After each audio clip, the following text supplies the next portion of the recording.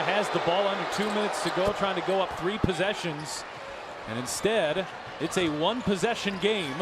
1:50 remaining here from Gainbridge Fieldhouse. Fever are 13-6 this season in the clutch. They have been good in these moments. Mitchell will take it herself on the drive. Stevens got a piece from behind. A lot of these baseline out of bounds, their tendency for the Fever is Kelsey Mitchell, so keep your eye on Mitchell. Inbound Mitchell. Mitchell whips it back. Here's a Boston 3. Not too strong.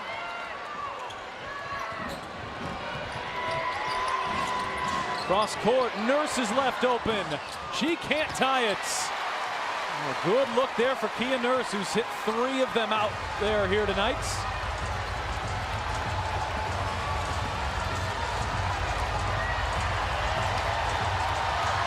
This near sellout crowd on their feet. Mitchell, shot clock down to 5, doesn't like it. Boston, Mitchell. Hull gets inside, and another impact play late here for Lexi Hull, who's fouled. Well, this has just been her story. Lexi Hull.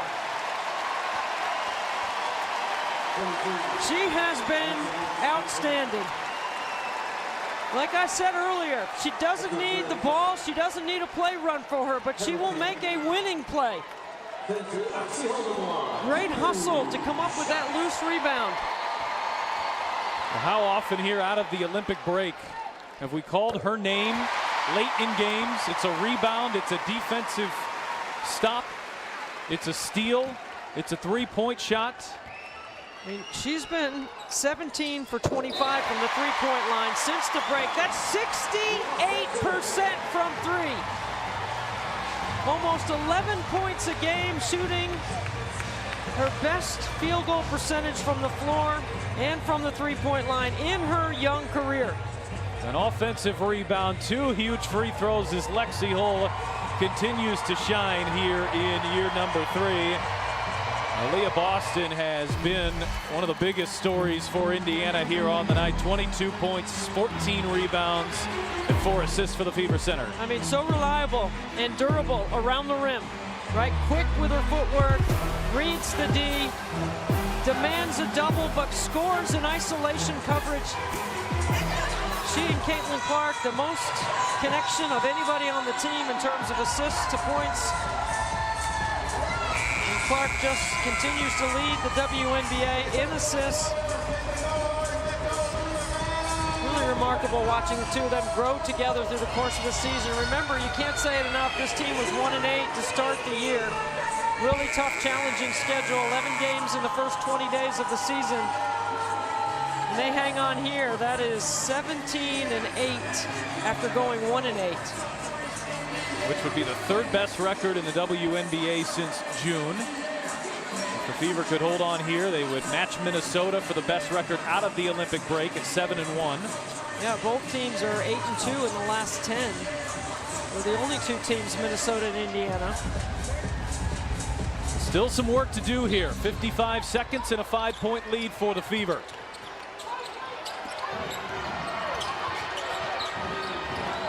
Nurse off the screen, bouncing for Hamby, too far behind her. Clark got a piece, and she'll get credited with the steal. Got to play D right here.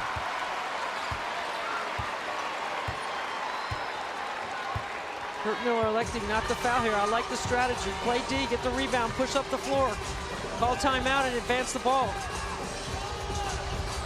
Boston, shot clock down to 3, drives her way inside, muscles to the rim.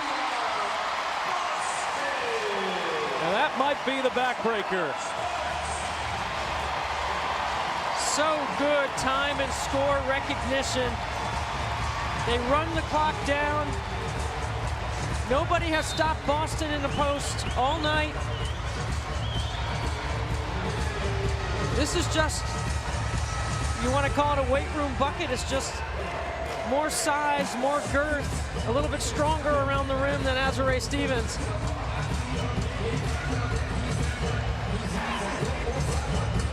That's a muscle bucket right there. Weight room bucket by Aliyah Boston.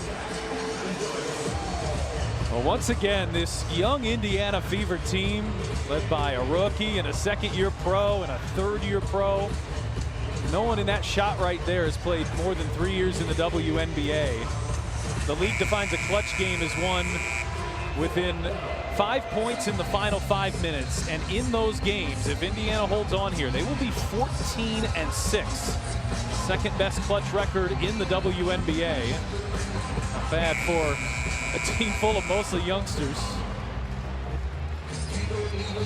And as you have been pointing out, Debbie, Clark now 22-10.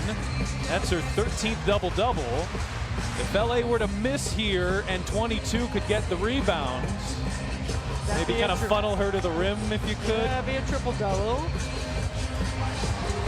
She's been close a couple of times, right? And she does have one already. Well, she'll have a shot here if the Fever can get a stop. This play's taking too long, I think. Indiana not electing to call timeout and advance the ball, trying to dribble out the clock a little bit. Caitlin Clark will go to the free throw line. And by the way, all the accolades for Caitlin Clark, and all deservedly so. One that doesn't get talked about a lot, her free throw shooting, 90% on the year. That's 4th in the WNBA. Not surprising, but impressive still.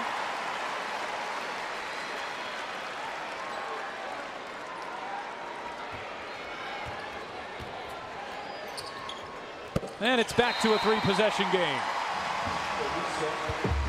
So LA will use their reset timeout here. Again, this is just an advancement of the ball, no huddle. Clark's still a rebound shy of the triple-double.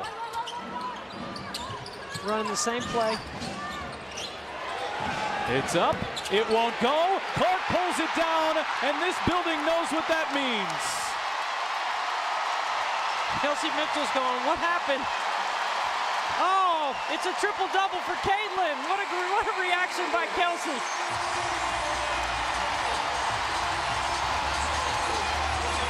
Well, how about the knowledgeable fans in this building? They burst out of their seats like it was a game winner.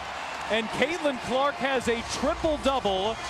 It's the second ever for a rookie, and they both belong to her.